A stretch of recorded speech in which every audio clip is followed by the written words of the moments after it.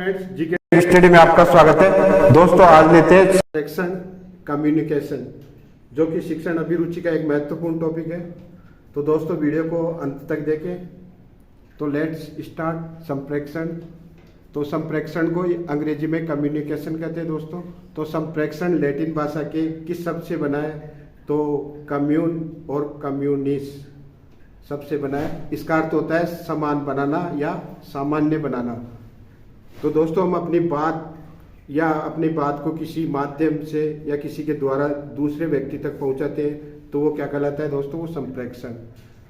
तो संप्रेषण क्या हुआ? हम अपनी बात किसी माध्यम से दूसरे तक पहुंचाए तो वो संप्रेषण कहलाता है। तो संप्रेषण के अनेक माध्यम हो सकते हैं, जैसे कोई मौखिक, कोई लिखित, कोई संकेत या हाव भाव, स्पर्श या फिर कंप्यूटर, फोन, इनके माध्यम से अपनी बात दूसरों तक पहुंचाता है, वो संप्रेषण है। तो देखते हैं सूचना और संप्रेषण। तो संप्रेषण के दोस्तों दो पक्ष होते हैं। पहला है संप्रेषक और दूसरा संप्रेषी। तो संप्रेषक क्या होता है दोस्तों? संप्रेषक होता है संदेश भेजने वाला, जबकि संप्रेषी संदेश को प्राप्त करने वाला। तो मनोवैज्ञानिक न्यूमैन ने संप्रेषण की एक परिभाषा दी है, जो कि एग्जाम की दृष्टि से आपके लिए वेरी इंपॉर्टेंट है। तो न्यूमैन ने क्या कहा कि दो या दो से अधिक व्यक्तियों के मध्य में ही संप्रेषण है। तो संप्रेषण में कौन कौन से तत्व होते हैं? तो संप्रेषण के तत्व देखिए: संप्रेषण करने वाला, सामग्री, माध्यम या संप्रेषण का माध्यम, ग्रहण करने वाला, सूचना देने वाला, प्रारूप, अनुक्रिया, प्रतिपुष्टि। तो ये दोस्तों क्या है? संप्रेषण के प्रमुख तत्व। अब देखते हैं संप्रेषण का महत्व। तो हमारे दैनिक जीवन में संप्रेषण का क्या महत्व है? तो देखते हैं, सूचना देने के लिए संप्रेषण यूज में आता है। अच्छे संबंध बनाए रखने के लिए संप्रेषण एक अच्छा माध्यम है। और लोगों में समझ विकसित करने के लिए और अपने विचार दूसरों तक पहुंचाने के लिए जिस साधन का उपयोग करते हैं, वो क्या कहलाता है? संप्रेषण। संप्रेषण के माध्यम से ही ध्यान केंद्रीकरण के लिए वेरी इंपॉर्टेंट है। बस संप्रेषण का महत्व। तो ये दैनिक जीवन में संप्रेषण हमारे लिए किस प्रकार उपयोगी है?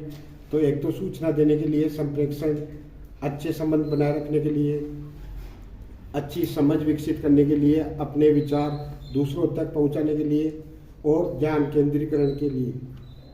अब देखते हैं दोस्तों संप्रेषण के प्रकार। तो संप्रेषण कितने प्रकार के हो सकते हैं? शाब्दिक, अशाब्दिक और संचार संप्रेषण। फ्रेंड्स, अब संप्रेषण के प्रकार। तो संप्रेषण कितने प्रकार के होते हैं? शाब्दिक, अशाब्दिक और संचार संप्रेषण। तो दोस्तों, शाब्दिक में हम मौखिक, लिखित, ये दो माध्यम होते हैं। और अशाब्दिक में जैसे मुखाकृति, सांकेतिक भाषा, अपने शरीर के हाव भाव, संकेत, चेहरे के हाव भाव, स्पर्श, शाबाशी देना, पीठ थपथपाना, ये सब क्या कहलाते हैं? अशाब्दिक संप्रेषण। जबकि हम शब्द यूज में लेकर जो संप्रेषण करते हैं, वो क्या कहलाता है? शाब्दिक संप्रेषण। तो शाब्दिक में कौन कौन से आते हैं? मौखिक और लिखित। फिर देखते हैं संचार संप्रेषण। तो संचार संप्रेषण में radio, TV, phone, LED, computer, ये सब क्या है? संचार संप्रेषण के माध्यम है। दोस्तों, अब देखते हैं संप्रेषण के बाधक तत्व। तो संप्रेषण के बाधक तत्व कौन कौन से हैं? जैसे माध्यम का उचित न होना। जिस माध्यम से संप्रेषण किया गया है उसका माध्यम अगर उचित नहीं है, तो वो क्या कहलाते हैं? संप्रेषण के बाधक तत्व। अब जैसे अगर संप्रेषणकर्ता को या संदेश भेजने वाले को भाषा का ज्ञान नहीं है, तो वो भी बाधक तत्व है। अगर सामने वाला जो संप्रेषण या संदेश प्राप्त करने वाला अगर रुचि नहीं ले रहा हो, तो वो भी संप्रेषण का एक बाधक तत्व है। देखते हैं संप्रेषण के बाधक तत्व। अगर संप्रेषण का माध्यम हो तो अच्छी तरह संप्रेषण नहीं हो पाता, और भाषा का ज्ञान न हो, रुचि का नहीं होना, संप्रेषण बिना उद्देश्य के हो, या भौगोलिक बाधाएं, संस्कृति का ज्ञान न हो और उचित वातावरण न हो, तो ये सब क्या है? संप्रेषण के बाधक तत्व। अब देखते हैं अन्य क्या है। जैसे सुनने वाला अगर तैयार नहीं हो, तो वो क्या कहलाएगा? संप्रेषण का बाधक तत्व। प्राप्त करने वाला, संदेश प्राप्त करने वाला इस योग्य ना हो कि वो संप्रेषण को अच्छी तरह समझ पाए, तो ये वो एक तरह से उसकी भाषा संप्रेषण में बाधा पहुंचाएगी। जब संदेश एक व्यक्ति से दूसरे व्यक्ति को देते हैं और वो संदेश के एक से अधिक अर्थ निकले तो वो क्या कहलाता है? संप्रेषण का बाधक तत्व। जब संदेश अत्यधिक शोर, ये भी एक संप्रेषण का बाधक तत्व है। संचार के माध्यमों का अभाव, संचार अस्पष्ट और अधूरा हो, या अधिक दूरी या अधूरा ज्ञान, या संदेश भेजने वाला इस योग्य ना हो, तो वो क्या कहलाता है? संप्रेषण का बाधक तत्व। अब देखते हैं दोस्तों संप्रेषण चक्र। तो संप्रेषण चक्र में क्या होता है? पहले आ गया संप्रेषण माध्यम, फिर प्राप्तकर्ता, फिर संप्रेषण माध्यम, फिर संप्रेषण सामग्री। अब देखते हैं संप्रेषण प्रक्रिया। तो दोस्तों संप्रेषण प्रक्रिया किस स्टेप में चलती है? तो पहले होता है प्रेषक, फिर संदेश, फिर संकेत भाव, फिर प्राप्तकर्ता, फिर संदेश को समझने वाला या संदेश को समझो, फिर संदेश, और फिर प्रतिपुष्टि या फीडबैक।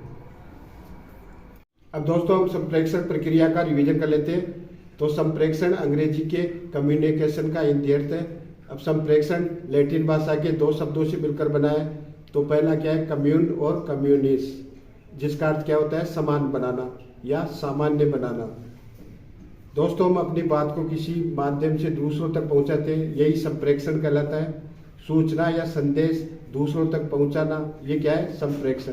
तो संप्रेषण में दो पक्ष होने जरूरी है, एक तो संदेश भेजने वाला और दूसरा प्राप्त करने वाला। तो जो संदेश भेजता है उसे क्या कहते हैं? संप्रेषक, जबकि जो सूचना प्राप्त करता है वह कहलाता है संप्रेषी। तो मनोवैज्ञानिक न्यूमैन ने संप्रेषण की एक परिभाषा दी है, जो कि एग्जाम की दृष्टि से आपके लिए वेरी इंपॉर्टेंट है। तो इसे देखिए, दो या दो से अधिक व्यक्तियों के मध्य अगर विचारों का विनिमय हो तो वो क्या कहलाता है? संप्रेषण। तो ये परिभाषा किसकी है दोस्तों? न्यूमैन की। अब देखिए संप्रेषण में कौन कौन से तत्व होना जरूरी है। तो संप्रेषण करने वाला, सामग्री, माध्यम, ग्रहण करने वाला, प्रारूप और अनुक्रिया। अब देखते हैं संप्रेषण का महत्व।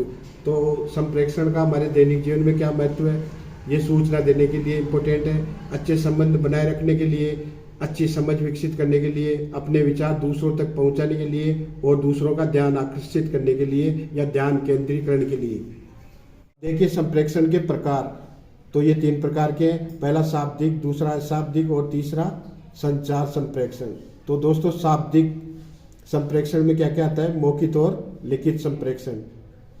और अशाब्दिक संप्रेषण में संकेत, चेहरे का हावभाव, इशारा, स्पर्श, शाबाशी देना, पीठ थपथपाना, ये सब क्या है? अशाब्दिक संप्रेषण के उदाहरण है दोस्तों। अब देखते हैं संचार संप्रेषण, यानी कि संचार के साधनों के माध्यम से जो अपने विचार दूसरों तक अभिव्यक्त करते हैं, तो वो क्या कहलाएंगे? संचार संप्रेषण।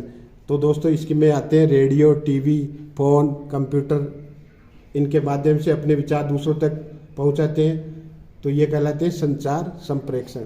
अब संप्रेषण के बाधक तत्व देखिए दोस्तों। अगर संप्रेषण का माध्यम उचित ना हो, भाषा का ज्ञान ना हो, रुचित ना हो, संप्रेषण बिना उद्देश्य के हो, या भौगोलिक बाधाएं, संस्कृति का ज्ञान ना हो, उचित वातावरण ना हो, सुनने वाला अगर तैयार नहीं हो, प्राप्त करने वाला इस योग्य न हो कि वो संप्रेषण को समझ पाए, जब संदेश के एक से अधिक अर्थ निकले, या अधिक शोर का माहौल हो, संचार के माध्यमों का अभाव हो, संचार और अस्पष्ट और अधूरा हो, या अधिक दूरी हो, या अधूरा ज्ञान और संदेश भेजने वाला इस योग्य न हो, तो ये सब क्या है? संप्रेषण के बाधक तत्व। अब देखिए संप्रेषण चक्र। तो संप्रेषण चक्र में संप्रेषण माध्यम, प्राप्तकर्ता, संप्रेषण माध्यम, फिर संप्रेषण सामग्री आती है। अब देखिए संप्रेषण की प्रक्रिया। तो संप्रेषण की प्रक्रिया में संदेश भेजने वाला, संदेश प्राप्त करने वाला, संदेश और संदेश को समझने वाला और प्रतिपुष्टि होता है।